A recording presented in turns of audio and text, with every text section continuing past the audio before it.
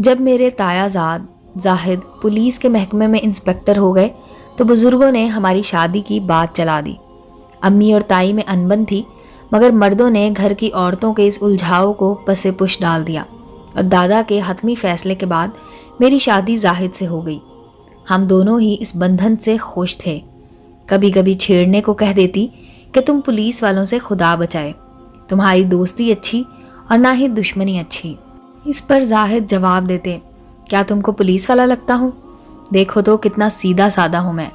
ہاں تم سیدھے تو ہو مگر جلیبی کی طرح۔ میں ہنس پڑتی، ٹھیک کہتی ہو، ہم کتنے بھی سیدھے کیوں نہ ہوں، ہماری نظریں دور سے مجرم کو پہچان لیتی ہیں۔ واقعی زاہد نے سچ کہا تھا۔ اس کا ثبوت تب ملا جب انہوں نے اپنے محلے کی ایک مسکین سی عورت اماں زبیدہ کو قتل کے جرم میں دھر لیا۔ اماں زبیدہ ایک ادھیڑ عمر اور حریم الطبع عورت تھی۔ اس کا کام زچہ کی خدمت اور نوزائیدہ بچوں کو نہلانا دھلانا تھا، تبھی وہ سارے محلے کی جانی پہچانی اماں کہلاتی تھی۔ اس کی اچھی عادات کی وجہ سے سبھی اس کی عزت کرتے تھے۔ کچھ دنوں سے رمشا کے گھر میں بے چینی پائی جا رہی تھی۔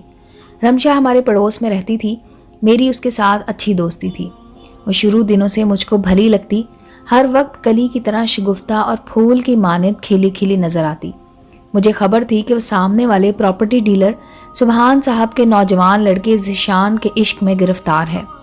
ان دنوں میری نئی شادی ہوئی تھی۔ یوں زاہد کے ساتھ نئے شہر اور نئے محلے میں رہنا پڑا، جبکہ باقی سب گھر والے لاہور میں تھے۔ زاہد صبح ڈیوٹی پر چلے جاتے، تب میں اکیلی رہ جاتی۔ کنبے میں رہنے کی عادی تھی، تنہائی کاٹنے کو دوڑتی۔ تبھی رمشا کا آنا میرے لیے کسی نعمت سے کم نہ تھا۔ وہ بہت باتونی تھی، جب آتی قصے کہانیوں کا پٹارا کھول دیتی، مگر اس کا زیادہ تر موضوع ذیشان ہوتا۔ ہر بات کو گھما پھرا کر وہ اسی کے تذکرے پر ختم کرتی تھی۔ اس کا انداز بیاں دلچسپ تھا، سو میں بھی اس کی دلی وارداتیں مزے لے لے کر سنا کرتی تھی۔ سمجھاتی بھی تھی کہ نادان ہوش کے ناخن لے، کہیں یہ عشق تیری جان ہی نہ لے لے، یہ مرض لا علاج چھپتا نہیں۔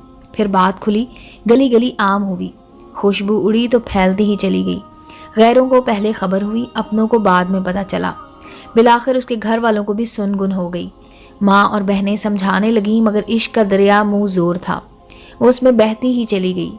ماں کی روک ٹوک سے دبے ہوئے طوفان نے اور شدت اختیار کر لی، اور چوری چھپے راتوں کو بھی اس کی ملاقاتیں ذیشان سے ہونے لگیں۔ مجھ سے بے تکلف تھی، شاید کہ میں ہی واحد ہستی تھی کہ جس پر وہ کامل بھروسہ کرتی تھی۔ اب وہ ہر ملاقات کا حال مجھ کو بتاتی اور میں ہر بار اس کو کہتی، نادان باز آ جاؤ، جس رستے چل رہی ہو آگے کوئی چمن نہیں، گڑھے اور کھائیاں ہیں، دیکھو اس کا نتیجہ اچھا نہ ہوگا، ذرا تھم کر چلو۔ تو کیا تھم کر چلنے سے گڑھے اور کھائیاں چمن اور گلزار ہو جائیں گے؟ تب میں سر پکڑ کر کہتی، اچھا بابا جا، اپنا سر کھا، کل کلاں کچھ ایسا ویسا ہو گیا تو میرے پاس مت آنا اور مجھ سے کچھ مت کہنا۔ میں ہرگز نہ آؤں گی اور نہ آپ جناب سے کچھ کہوں گی، یہ میرا وعدہ رہا۔ جب رمشا کے والد اور بھائیوں کو سنگن ہوئی تو انہوں نے سختی سے باز پرس کی۔ پھر تو یہ معاملہ اتنا بڑا کہ رمشا پر سختی کی باز گشت ہمارے گھر تک آنے لگی، اور اس کی مار کٹائی اور آہو زاری سے میرا سکون تہ و بالا ہو گیا۔ اب اس نے میرے گھر آنا ترک کر دیا۔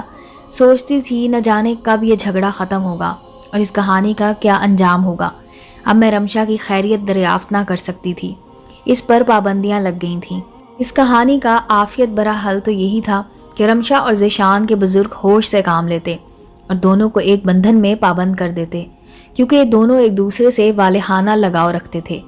جب لڑکا لڑکی راضی تو کیا کرے گا قاضی، لیکن یہاں معاملہ ایسا نہ تھا، کیونکہ نہ تو رمشا کے گھر والے ذیشان کو پسند کرتے تھے اور نہ ذیشان کے والدین رمشا کو اچھا جانتے تھے۔ رمشا ان دنوں سخت مایوسی اور افسردگی کا شکار تھی، لیکن وہ ذہنی طور پر بے حد توانا لڑکی تھی۔ ایسی نہ تھی کہ محبت میں ناکامی کی وجہ سے خودکشی کر لیتی۔ وہ کہتی تھی کہ ذیشان نہ بھی ملا تو میں ہرگز جینا نہ چھوڑوں گی، زندہ رہ کر عمر بھر اس کی یاد میں بتا دوں گی۔ اچانک پتہ چلا کہ رمشا غائب ہو گئی ہے۔ میں سناٹے میں آ گئی، سوچنے لگی یہ تو میرا تجزیہ تھا کہ وہ دیوانگی میں بھی فرزانگی کا دامن نہ چھوڑے گی، کوئی ایسا قدم نہ اٹھائے گی جس پر لوگ انگشت بدندار ہوں۔ تاہم میرا تجزیہ غلط بھی تو ہو سکتا تھا، کیونکہ وہ تھی تو ایک نرم و نازک کمسن لڑکی، کسی بھی وقت زمین اس کے پاؤں کے نیچے سے نکل سکتی تھی۔ مجھے لگا کہ واقعی زمین اس کے پاؤں تلے سے نکل گئی ہے، کیونکہ وہی غائب نہ تھی، سامنے والا لڑکا ذیشان بھی غائب تھا۔ اب لوگوں میں چہمگوئیاں بڑھ گئیں اور رمشا کے گھر والوں کی زبان پر جو داستان تھی وہ بھی کھوکھلی لگنے لگی۔ وہ کہتے کہ خالہ کے ہاں چند دن کو رہنے گئی ہے۔ وہ نہ آئی تو کہا کہ وہاں بخار آیا، رات کو سوئی تو صبح اٹھ نہ سکی، وہاں ہی آبائی قبرستان میں دفنا دیا ہے۔ یہ بناوٹی تعویل تھی، لوگوں کا خیال تھا کہ حقیقت کچھ اور ہے۔ وہ منہ سے نہیں کہتے مگر صاف ظاہر تھا کہ ان کی لڑکی گھر والوں کی عزت کو خاک میں ملا کر بھاگ گئی تھی۔ ادھر ذیشان کے ماں باپ کو چپ لگ گئی تھی، وہ دبی زبان سے بھی کچھ نہیں کہتے تھے۔ کئی دنوں سے ذیشان نظر نہیں آ رہا تھا۔ رمشا اور ذیشان غائب ہوئے تھے، اس لڑکی کے گھر پر بھی سناٹا طاری تھا۔ جھگڑے اور رمشا کے رونے دھونے کی آوازیں بھی بند ہو گئی تھیں۔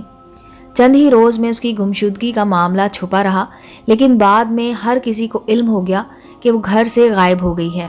مجھ کو اس کے بارے میں ایک طرف پریشانی تھی تو دوسری طرف حیرت بھی کہ آخر اس کے والد اور بھائی بیٹی کی گمشدگی کے بارے میں پولیس کی طرف رجوع کیوں نہیں کر رہے۔ لاکھ رمشا کے بارے میں فکر و پریشانی سے ہی مجھ کو اس کے چلے جانے سے یک گونا سکون بھی محسوس ہوا کہ چلو وہ مار کٹائی کی اذیت سے تو بچی، بلا سے اپنی مرضی سے شادی کر لے گی۔ اس کی بے قراری اور جدائی کی تڑپ کا جذبہ تو مٹے گا، اب دونوں کہیں سکھ چین سے ہوں گے۔ ان کے گھر والوں کو بھی کچھ عرصے کے بعد بالآخر قرار آ ہی جائے گا۔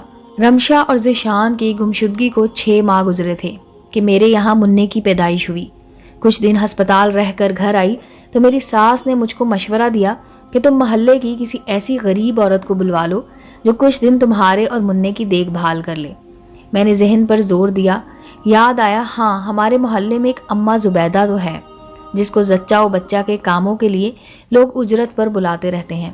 اگلے روز شام کو جب اماں زبیدہ میری ملازمہ فرحت کے ساتھ ہمارے گھر آئی تو زاہد سامنے ہی برآمدے میں بیٹھے چائے پی رہے تھے۔ اس کو غور سے دیکھنے لگے اور چائے کا کپ ہاتھ میں ہی رہ گیا۔ اپنے شوہر کو اتنے انہماک سے زبیدہ کو دیکھتے پا کر میں حیران ہوئی کہ آخر ایسی کیا بات ہے جو اس معمولی سی عورت کا چہرہ پڑھ رہے ہیں۔ میں نے ان کا کندھا پکڑ کر بلایا، کیا ہوا ہے، کہاں ہو؟ ملازمہ زبیدہ کو لے کر میرے کمرے میں چلی گئی، مگر زاہد کے ذہن میں شکوک کی بابر سموم بھر گئی۔ اس بات کو بھلا کر کہ زاہد اماں زبیدہ کو دیکھ کر کیوں اس طرح چونکے تھے، میں نے اس خاتون کے ساتھ معاملہ طے کر لیا۔ کیونکہ ساس ضعیف تھیں، چند دنوں کو آئی تھیں اور میں کافی کمزور بھی ہو گئی تھی۔ اب روز 11 بجے وہ آ جاتی اور چند گھنٹے رہتی، منع کے اور میرے کپڑے دھو دیتی۔ میرے نوزائیدہ بچے کی روز مالش کرنا اور اس کو نہلانا بھی اسی کے ذمہ تھا۔ ایک دن زاہد گھر پر تھے کہ اماں زبیدہ آ گئی، میاں کو بیٹے کی جنم کی مبارکباد دے کر انعام کی توقع کرنے لگی اور وہ پھر سے اس کی صورت کو غور سے دیکھنے لگے۔ میں حیران تھی کہ بڑھیا کی صورت میں ایسی کیا بات ہے کہ ایک ٹک اسے دیکھے ہی جاتے ہیں۔ تبھی یہ خیال میرے ذہن میں کوندا کہ میرے میاں پولیس والے ہیں اور زبان خلق یہی کہتی ہے کہ پولیس والوں کی تیز نگاہوں سے خدا بچائے کہ قیامت کی نظر رکھتے ہیں اور مجرم کو دیکھ کر ہی پہچان لیتے ہیں۔ تفتیش کرنا اور شک و شبہ کی نگاہ سے دیکھنا تو ان کی تربیت میں شامل تھا۔ جب زبیدہ اماں چلی گئی تو میں نے کہا، زاہد کیا ہو گیا ہے؟ آپ تو اس بیچاری کی شکل کو یوں تکتے ہیں جیسے کسی مجرم کی ٹو لگا رہے ہوں۔ وہ تو بیچاری غریب اور محنت کش عورت ہے، بھلا کسی جرم سے اس کا کیا واسطہ؟ کہنے لگے، چند دن صبر کرو، تمہارے سوالات کا جواب مل جائے گا۔ مجھے نہیں معلوم انہوں نے کیسے کیوں کر اس معاملے کی ٹو لگائی، چھان بین کی، تفتیش سر انجام دیتے رہے اور پھر اماں زبیدہ پر کیس بن گیا، اور جب جرم پایا ثبوت کو پہنچا تو بات ظاہر ہو گئی۔ اگرچہ یہ قتل نہ تھا مگر زبیدہ کا کیا دھرا جرم کے زمرے میں تو آتا ہی تھا۔ اس جرم میں رمشا کے گھر والے شامل نہیں تھے، وہ تو قطعی لا علم تھے۔ رمشا اور ذیشان خود چل کر اماں زبیدہ کی خدمات حاصل کرنے گئے تھے۔ ذیشان اس کو اس اناڑی خاتون کے پاس لے گیا جس نے اپنے اناڑی پن کی وجہ سے کوئی ایسی مہلک دوا لڑکی کو دے دی کہ اس کی جان چلی گئی۔ ذیشان رات کے اندھیرے میں اماں کے گھر سے دم توڑی رمشا کو گاڑی میں ڈال کر لے گیا تھا۔ اس کے بعد اس کا پتہ نہیں کہ اس نے اس کے بے جان لاشے کو کیسے اور کہاں دفن کیا۔ یہ سب اس نے رمشا اور اس کے گھر والوں کو بدنامی سے بچانے کے لیے کیا تھا، کیونکہ بزرگ اس نازک صورتحال کو سمجھتے ہوئے بھی دونوں کی شادی پر راضی نہ تھے۔